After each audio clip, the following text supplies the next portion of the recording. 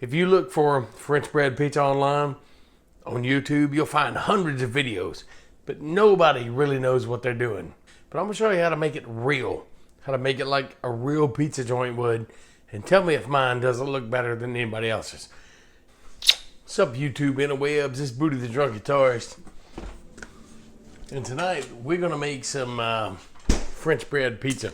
Actually, I'm making mine on Italian bread, but I'm gonna show you how to do it the real way. And it's not just French bread pizza, how to make any pizza. You could use pizza crust like this, or you could make your own crust, or you can use Italian or French bread like I'm using Italian bread tonight. But I'm gonna show you how to make it real, how to make it like a real pizza joint would, and tell me if mine doesn't look better than anybody else's. If you look for French bread pizza online on YouTube, you'll find hundreds of videos, but nobody really knows what they're doing. But I'm here to show you tonight with this episode of Drunk in the Kitchen.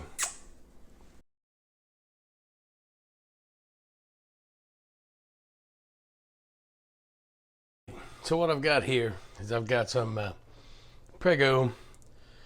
It's a pizza sauce. It's a pepperoni and sausage flavor. You could use marinara. You could use spaghetti sauce, whatever you like. I've got some pepperonis. Got mozzarella shredded cheese by Kraft. Got some ground beef I cooked up earlier. Got some Canadian bacon. And I've got some bacon. Now, I'm sure a lot of you people have seen people make French bread pizza, but unless you've worked at a pizza shop like I have, I used to manage a pizza shop, you're doing it all wrong. Now this sauce tastes pretty good to me, so I'm just going to put some sauce on here. And you don't want to put too much sauce, because if you put too much sauce, the bread's going to be soggy when you cook it. You know, a lot of y'all people like extra sauce, but you know, when you're doing this, like I said, the bread is going to get soggy when you cook it if you put too much sauce. But this bread, actually, I'm not putting any sausage on this pizza because this sauce actually has sausage in it. You can probably see the chunks right there. So, you know, just liberally spread the bread with your sauce. But like I said, don't put too much because it'll get soggy. The inside will never cook. So I'm going to do that. Now, here's where everybody goes wrong when they make pizza. A lot of people don't realize you have two different cheeses. Well, you have the same cheese, but you have a top cheese and a bottom cheese. So you want to put just a little bit of cheese on the bottom. And what this is going to do, and I'll sum it all up for you in a second, but you want to put a little bit of cheese on the bottom. Then the next thing you want to do is add all your flat meats. There's a trick to building a pizza, and it's from layering from the bottom up. So I've got bread, a little cheese, now I'm putting flat meats on.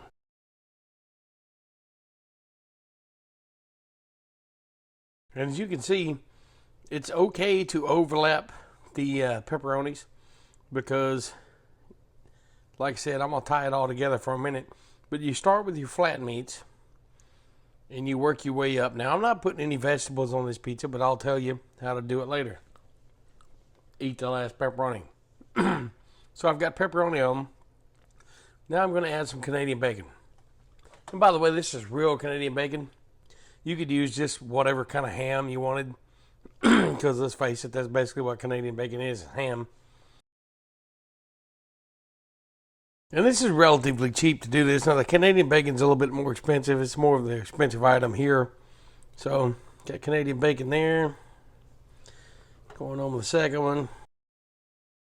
Like I said, feel free to overlap it. Feel free to put as much as you want on there.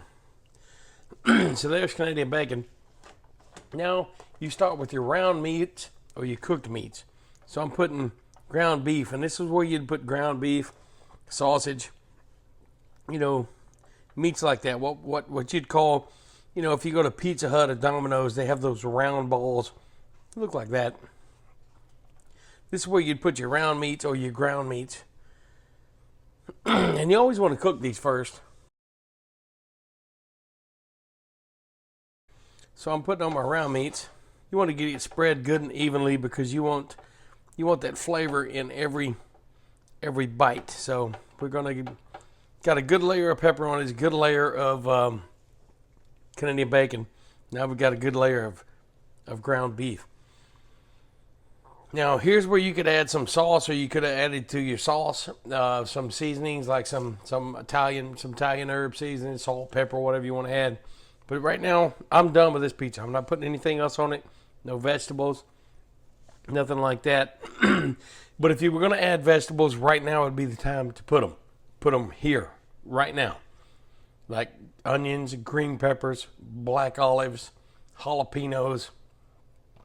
Well, I probably should have put some jalapenos on there, but I'll tell you what I'm going to do. I'm going to spice these up and put a little crushed red pepper here. That way I don't have to put so much on top of the pizza.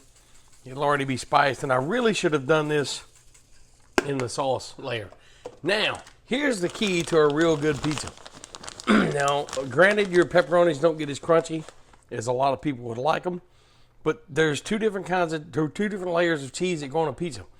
There's the bottom layer, which is the sauce layer, and then there's a top cheese. Now, the reason why you put two different layers of cheese on here is because when you put the cheese, the bottom layer of cheese on, it kind of helps hold all those meats together. Kind of helps hold everything, bind all the meats together into the sauce. And then when you put this top layer on,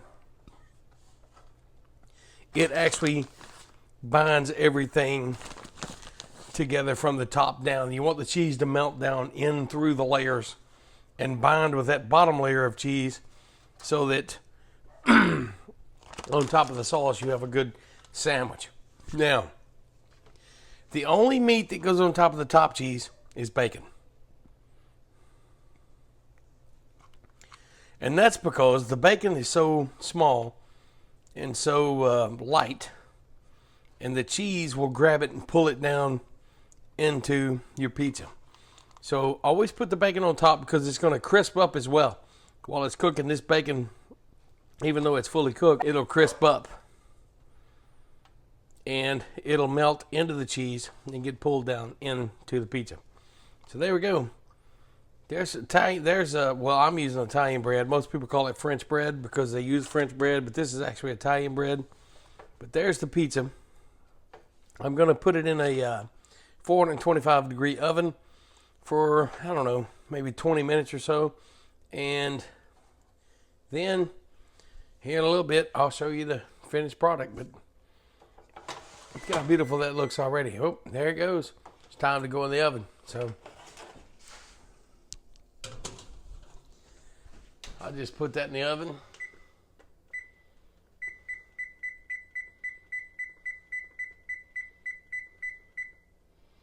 And I'm going to go ahead and put it in for 20 minutes, but I'm going to check it in a few minutes. I kind of miscalculated a little bit. I forgot I've got a brand new oven. So it's been in there about at 425 for about 16 or 17 minutes. And look at that. Tell me you have seen anybody's pizza on YouTube look so delicious. Let's see. Crust got a good crunch to it. It's going to be a deep dish type crust because it's Italian bread. There you go. All it needs now is a little Parmesan cheese and crushed red pepper. But let me give you one more once over. Now that's a beautiful pizza. I would show you me eating it, but I'm about getting drunk and it's almost time for dinner. There you go. Yeah.